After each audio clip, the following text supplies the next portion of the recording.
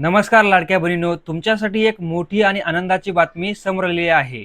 मुख्यमंत्री माझी लाडकी बहीण योजनेच्या लाभार्थी महिलांसाठी मे महिन्याचा हप्ता वितरित करण्याचा मार्ग आता मोकळा झालेला आहे। राज्य शासनाच्या सामाजिक न्याय व विशेष सहाय्यक विभागामार्फत दिनांक 10 जून 2026 रोजी एक महत्त्वपूर्ण शासन निर्णय अर्थातच जी.आर. जारी करण्यात आलेला आहे। या शासन निर्णयामध्ये मे 2026 महिन्याचा हप्ता वितरित करण्यासाठी निधी मंजूर करण्यात आलेला आहे। जर तुम्ही मुख्यमंत्री माझी लाडकी बहीण योजनेचे पात्र लाभार्थी असाल तर ही माहिती तुमच्यासाठी अत्यंत महत्त्वाची असणार आहे, त्यामुळे हा व्हिडिओ शेवटपर्यंत नक्की पहा।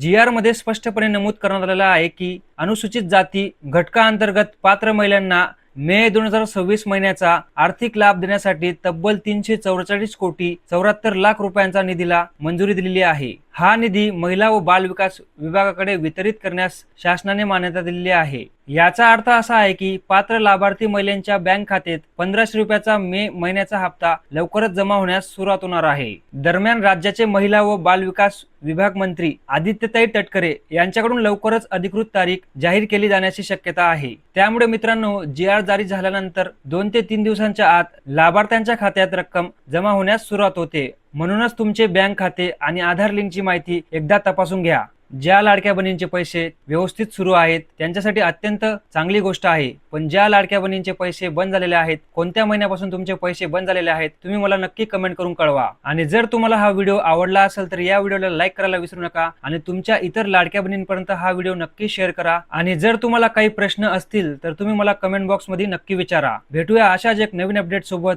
तोपर्यंत धन्यवाद।